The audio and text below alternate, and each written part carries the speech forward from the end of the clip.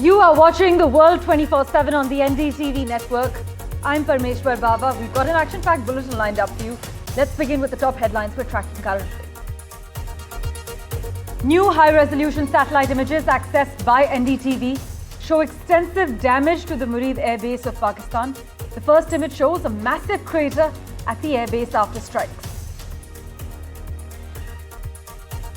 Amid reports of China fast-tracking its plan to deliver stealth fighter jets to Pakistan to bolster its arsenal to counter India's air superiority over its western neighbour, New Delhi has also approved a framework to make its own stealth aircraft.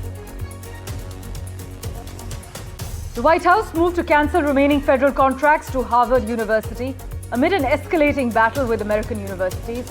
Harvard has already sued the Trump administration over halted funding and a ban on enrolling international students. The COVID vaccine will no longer be recommended for healthy children or healthy pregnant women. This is what US Health Secretary Robert Kennedy Jr. has said. The decision was a significant departure from the government's previous approach of recommending annual shots for everyone 6 months and older. Pakistan's capital, Islamabad, banned child marriage, offering hope that the practice could eventually be outlawed across the country. The bill faced fierce opposition in Parliament, with some religious leaders criticizing it. It's a bittersweet ending for Starship's 9th test flight, where the spacecraft made it through more milestones on this outing than it had so far this year. But issues cropped up in orbit that prevented several key tech demonstrations. ASEAN, the regional association of Southeast Asian nations, held a three-way summit with China and 6 Gulf countries in efforts to expand economic engagement and bolster resilience as they grapple with a volatile global trading system due to US tariff hikes.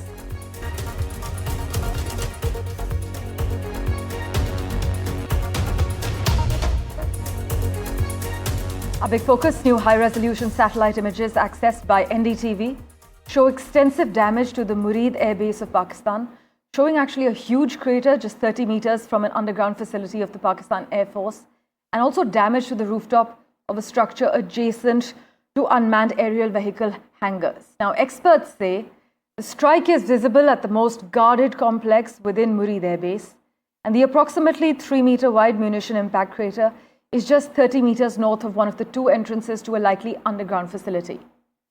Now, the second image you see shows structural damage to what is believed to be a command and control node near the UAV complex of the airbase.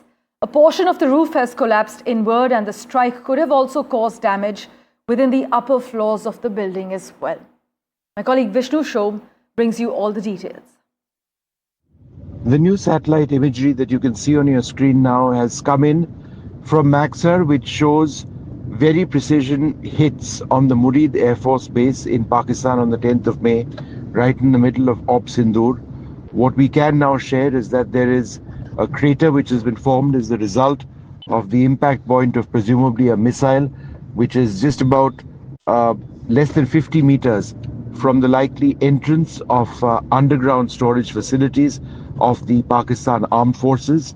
There is another image which is also there of the Murid Air Force Base, which shows the roof of a building which has been damaged substantially. It's believed to be a building with command and control facilities and is located likely right next to a couple of UAV hangars.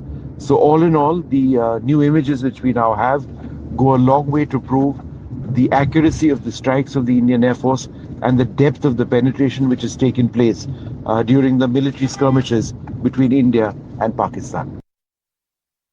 Meanwhile, amid reports of China fast-tracking its plan to deliver stealth fighter jets to Pakistan to bolster its arsenal to counter India's air superiority over its western neighbour, New Delhi has also approved a framework to make its own stealth aircraft. Defence Minister Rajnath Singh has approved a project to build India's most advanced fighter jet, the country's first stealth aircraft. Now, the fighter jet will be a twin-engine, 5th-generation military aircraft, and the program will be executed by the state-run Aeronautical Development Agency. It's over to my colleague Vishnu Shom for the finer details.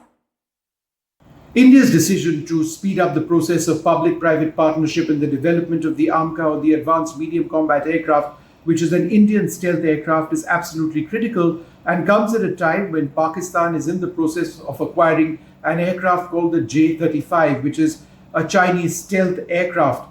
Pakistan would be the first export customer of this particular aircraft, which is at an advanced stage of development, and manufacturing may in fact have started.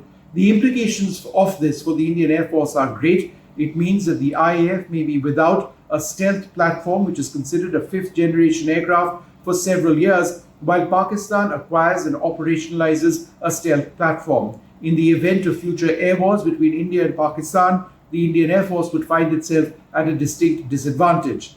Therefore, a public-private partnership, which is seen to be very much the future of the way India should be developing weapons, is perhaps a step forward. Why? Because several private players in India now have demonstrated the ability for quality manufacture. The speed of manufacture is also important, so that ultimately, once the AMCA is developed, the speed at which the numbers of jets required for the Indian Air Force are built, manufactured, and then delivered to the Indian Air Force can be speeded up, is something which we need to focus on as a country.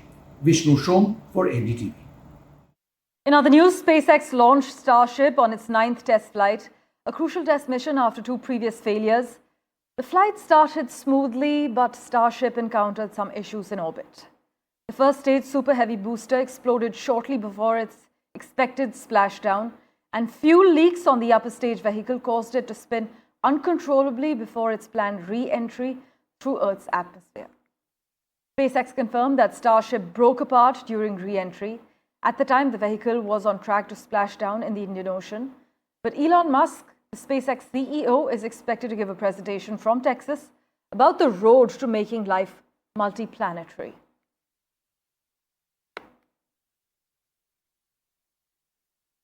Let's turn our attention to the other crucial story we're tracking. Well, according to reports, the White House moved to cancel remaining federal contracts to Harvard University amid an escalating battle with American universities. Harvard, as we have been covering, has already sued the Trump administration over halted funding and also a ban on enrolling international students. But as experts highlight, by targeting institutions, cancelling grants, and firing government researchers, Trump is impairing the ability to solve problems, prevent disease, design policy, inform the public, and also make tech advancements. We have some reactions lined up for you from Harvard University. Listen in. The attack on Harvard and its international students is part of a deeper effort to defund and dismantle the academic world. Trump has begun a dangerous march to roll back civil rights in this country. If there is anything to learn from this Jewish history, it's that when we push people out of our schools because of their identity, it's a symptom of a morally bankrupt politics. But Donald Trump is attacking these freedoms because they get in the way of his authoritarian takeover. This is what authoritarians do. And for further clarity, we have with us Daniel Block at the moment. Daniel, as always, thank you so much for joining us on NDTV. By framing Harvard as a bastion of Marxist maniacs and liberal bias, would you argue that the Trump administration is now using the global visibility of elite academia to actually signal a new ideological litmus test for US institutions? Thanks as always for having me. Yeah, I think what's clearly happening here is it's an ideological battle between Trump and those who oppose him. And, you know, anybody who knows Harvard in and out knows that Harvard is hardly a Marxist far-left institution. I mean, this is one of the richest organizations in the world. It's an organization that has produced any number of billionaire capitalists. I mean, it doesn't even pass the smell test. What it really is a front for attacking anybody who doesn't agree with Trump's particular ideology. That's the ideological role and war that's going on here. I mean, as I think the last clip you showed said, it's part of the authoritarian project. Trump is trying to strangle off institutions that won't narrowly go along with his line. Daniel, the administration, though, claims that Harvard fails to align with national values. So from a foreign affairs standpoint, how does this inward-looking ideology actually affect America's global credibility as a defender of academic freedom and also liberal democratic values? I'd say there are three things that are going to happen here internationally. The first two related to what you said are poorly. It's obviously quite bad for the United States' reputation as a bastion and defender of academic freedom, because this is an outward attack on academic freedom, very plainly so. It also suggests, again, to what I was saying before, that the administration has a narrow ideological line it wants its universities to adhere to. And then I think more broadly than that, as many people know, one of the absolute pillars of American power in the world is its university system. The fact that the United States has an elite university system that people from all over the world want to come and study at. It helps bring talent into the United States. Plenty of people stay. They go on to be founders of some of the United States' most prestigious and successful companies. They go on to contribute in many other ways to US power and prestige around the world. And when you're doing things like cutting off Harvard's money, or even more extremely, barring international students from studying there, you're telling people that the United States is inward looking, that we don't want outside talent, that we don't want the country to be a bigger and more accepting place. And that's just going to do horrible things to US power and prestige. I mean, think about all the future possible founders who might wind up becoming American citizens or founding American companies, who will now go study somewhere else, whether that's in Europe or, as the United States really wouldn't want it to be, in China. In fact, Hong Kong is also opening its doors for the international students. And speaking of international students, Harvard's president has called the curbs on international student enrollment devastating, as you are also highlighting. But Daniel, from a diplomatic standpoint, does this not then send a contradictory message to countries that invest heavily in sending students to the US, as you are pointing out? I think it does. It sends a message that the United States is now less open and less welcome to international students than it was before. And look, you can say it's just one university, it's just Harvard, but they're picking arguably the most famous and prominent university in the United States. So there's no way that's not going to send a chilling message. And I think that that also is bad for American power in its own way, right? It's a form of American soft power, of American outreach. As you were saying, diplomacy, it's really a key word here. The United States can reach out not just to other countries' governments, but to other countries' societies by saying, look, we want you here. We want to give you an opportunity to study with us, to come into the country, have that be a pathway for you. And you're shutting that door out. You're shutting that diplomatic messaging down.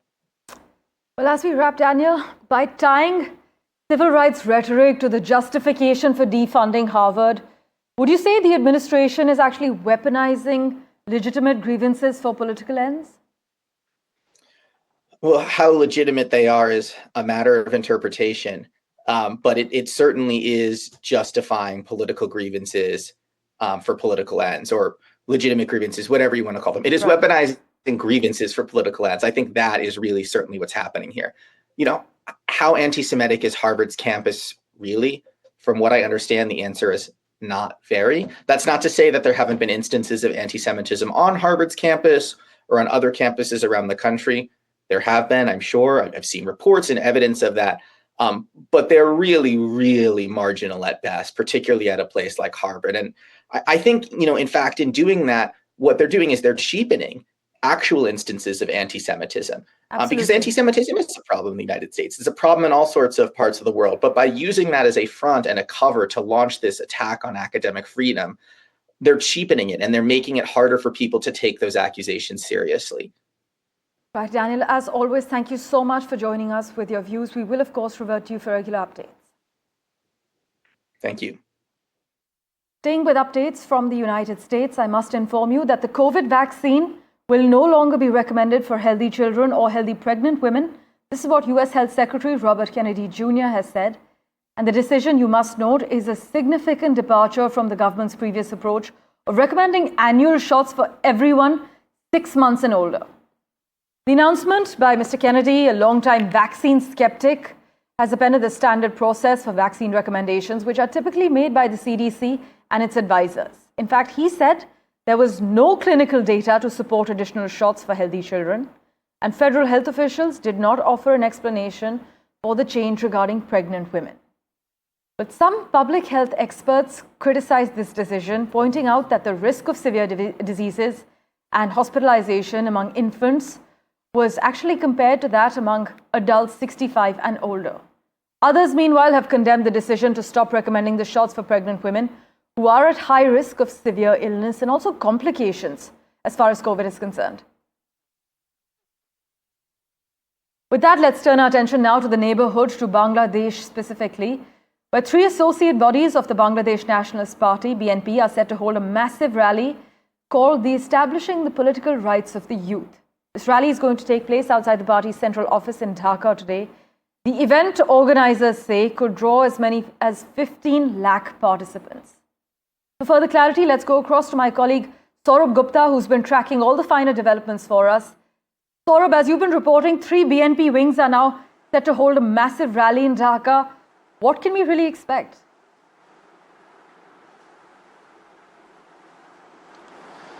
Well, the BNP has been pushing the interim government led by Mohammad Yunus to announce a date for elections, announce a roadmap and announce a clear roadmap instead of dilly-dallying on announcing elections and being wishy-washy on a date. December to June is what the Yunus government says. That's a wide window, and that's, of course, something that many experts will tell you, that it doesn't take so much time to conduct elections. Obviously, his critics, Mohammad Yunus's critics, have accused him of wanting to stay on to power, but the political parties and the army has been pushing for early elections. And Mohammad Yunus's interim government has also faced protests from government workers, bureaucrats, etc. So it is a time of protests in Bangladesh once again, at least that's what it seems so. And this time it's for, elections and to install a democratically elected government in Bangladesh instead of continuing indefinitely with the stopgap arrangement of the interim government, which seems to be wanting to continue for a longer period than perhaps people of Bangladesh had hoped for. As always, Saurabh, thank you so much for joining us with the lowdown. We will, of course, revert to you for regular updates on Bangladesh. Meanwhile, Chief Advisor Mohammad Yunus has actually left Dhaka for Japan on a 4-day official visit.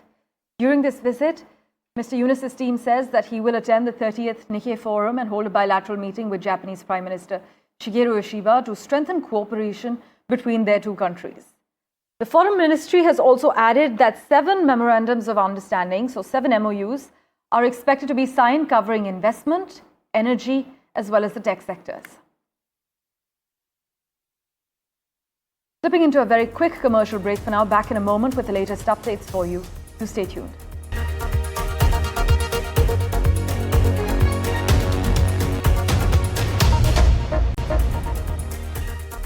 Well, EU countries have formally approved a new 150 billion euro loan program to help rearm in the face of Russia and worries over US reliability, according to the Polish presidency of the bloc. Now, the safe borrowing scheme, backed by the EU central budget, was proposed by Brussels in March as the bloc actually rushes to boost its defences. Switching tracks, King Charles was given a heartfelt standing ovation in Canada's Parliament in Ottawa after a historic speech in support of the country staying strong and free. But what was never mentioned was the speech was actually really about US President Donald Trump. So you see, there was a promise to protect Canadians and their sovereign rights, but with diplomatic discretion, there was no mention of who might be threatening the country's independence. As you know, claims by President Trump that Canada would be the US's 50th state hung over this speech, but his name was never actually uttered. Listen in to King Charles's remarks. Many Canadians are feeling anxious and worried about the drastically changing world around them. Today, Canada faces another critical moment. Democracy, pluralism, the rule of law, self-determination, and freedom are values which Canadians hold dear, and ones which the government is determined to protect. My colleague Maha Siddiqui has been tracking the latest for us. She joins us live from Vancouver at the moment. Maha, as we've just heard, King Charles highlighted that Canada does face another critical moment, citing democracy, pluralism, but Donald Trump wasn't actually explicitly mentioned. Take us through the key highlights. That's right, Parmeshwar, and it isn't surprising because as per parliamentary norms across the world, leaders of a third country or names of people who are not present in parliament are rarely mentioned unless, of course, it's a clear a threat that they believe requires the name to be taken in Parliament. And therefore, perhaps this was in keeping with that norm. However, references were made to the kind of protection that Canada requires at this juncture from forces from outside. And there was a mention of the trade relationship specifically that has been changing. King Charles III referred to the global trade regime that is seeing changes currently, saying that it wasn't ever perfect. However, it was serving a purpose of prosperity for the Canadians for decades. And that has now changed, especially with our closest partners. This was clearly referring to the United States. And then he also referred to the fact that Canada is currently negotiating an economic and security agreement with the United States, but parallelly also looking at having better trade ties with other countries as well.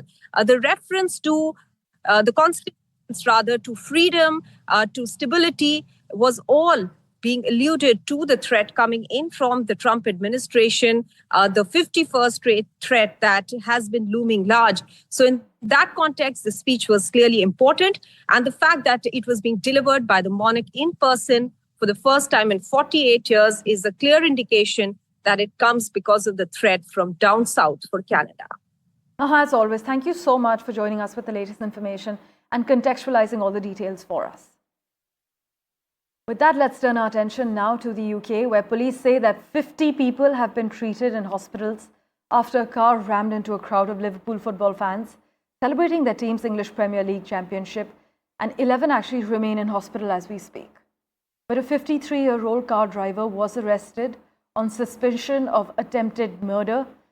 As you can see, these dramatic visuals came in from Liverpool.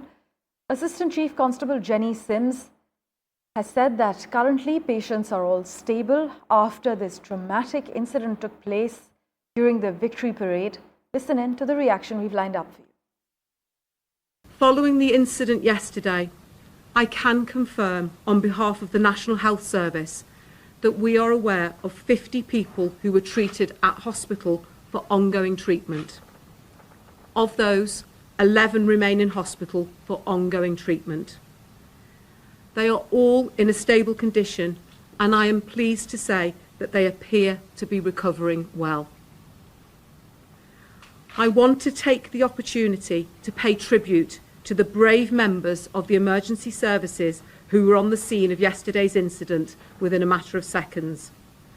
Following such a shocking incident, they immediately ran towards an extremely uncertain and potentially dangerous situation in an effort to protect members of the public and fellow emergency responders from harm.